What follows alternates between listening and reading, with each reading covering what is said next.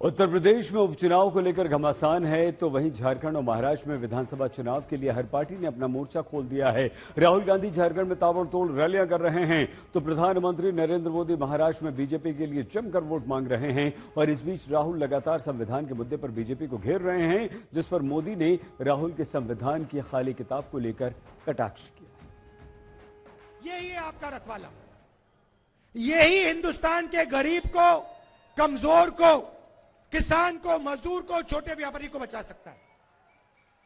और अब Narendra Modi, BJP, RSS इसको खत्म करने की कोशिश कर रहे हैं। मैं आपको बता रहा हूं, इसको हम कभी छूने नहीं देंगे। खत्म करने की बात छोड़ो, छूने नहीं देंगे। लेकिन अब तो इन्होंने हद ही पार कर दी। कांग्रेस ने फर्जीवाड़े में अपना ही रिकॉर्ड तोड़ दिया है।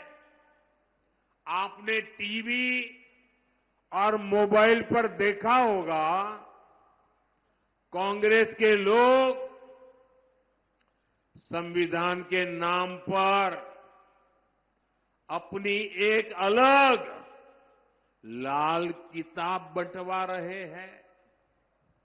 कांग्रेस की लाल किताब पर ऊपर तो लिखा है भारत का संविधान, लेकिन लोगों ने जब भीतर से खोला तो पता चला कि लाल किताब कोरी है। सारे पन्ने कोरे, उसमें बाबा साहब के संविधान का एक शब्द भी नहीं लिखा है। ये उनकी बाबा साहब के प्रति जो नफरत है ना, उसका ये नमूना है। और देख, पूरा देश ये देख करके हैरान है कि चुनाव में इतना झूठा करने की इनकी हिम्मत। संविधान के नाम पर लाल किताब छपवाना, उसमें से संविधान के शब्दों को हटाना, ये संविधान को खत्म करने की कांग्रेस की पुरानी सोच का नमूना है। दरअसल राहुल गांधी संविधान की जिस किताब को दिखा रहे हैं, उसकी प्रति को लेकर बीजेपी लगातार राहुल पर हमला कर रही है। बीजेपी का दावा है कि जो किताब संविधान के नाम पर राहुल गांधी दिखा रहे हैं, वो अंदर से खाली है। वहीं ओबीसी आरक्षण के मुद्दे पर भी राहुल लगातार हमलावर हैं, जिस पर मोदी ने महाराष्ट्र से हमला किया। आप याद रखिए, जब आप अलग अलग जाति में बटेंगे तो आपकी संख्या कम होगी। फिर कांग्रेस वाले आपका आरक्षण आपसे छीनेंगे। यही कोशिश नेहरू जी से लेकर राजीव गांधी तक सबने की थी।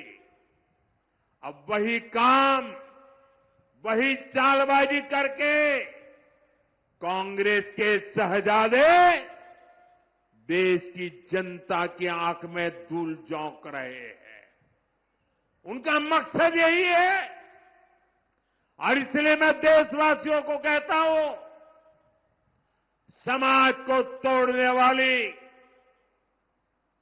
इनकी प्रवृत्तियों से सावधान रहना है।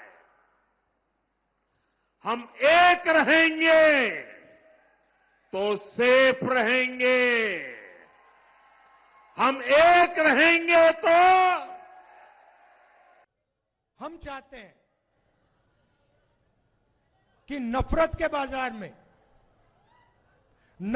बाजार में मोहब्बत की दुकान खुले। और हम लगे रहेंगे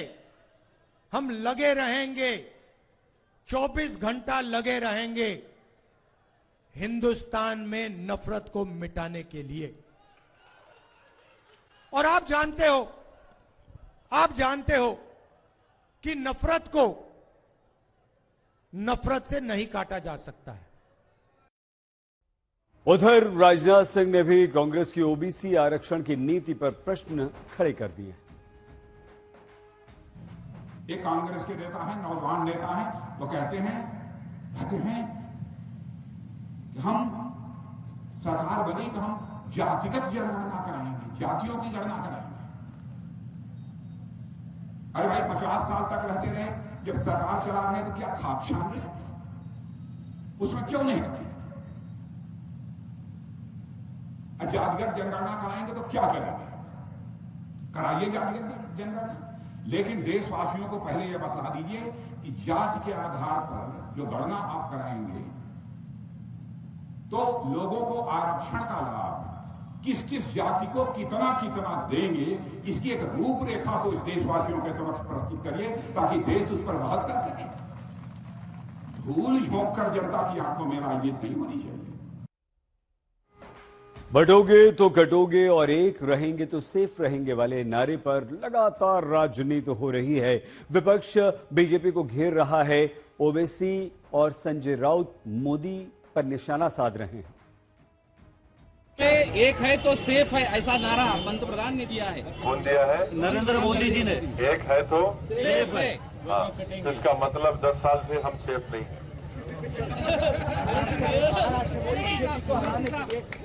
हम सेफ है महाराष्ट्र में और हमको ज्यादा सेफ होना है, इसलिए हमको बीजेपी को यहां से निकालना है। और आप आने से ही महाराष्ट्र में हम अनसेफ हो जाते हैं, क्योंकि हमको मालूम है आप यहां आकर लोगों को भड़काएंगे, दंगे के लिए एनकरेज करेंगे, बटेंगे और कटेंगे जैसी घोषणाएं देंगे।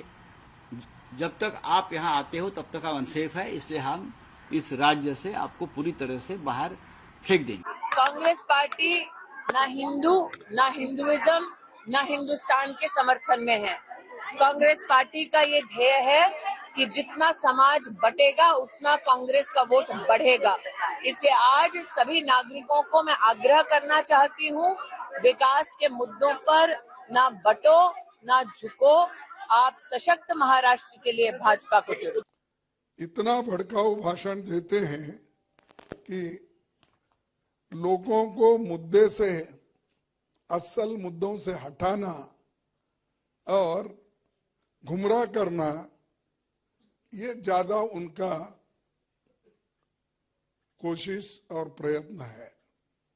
इनका कोई बोलता है बटेंगे तो कटेंगे, कोई बोलता है एक है तो सेफ है।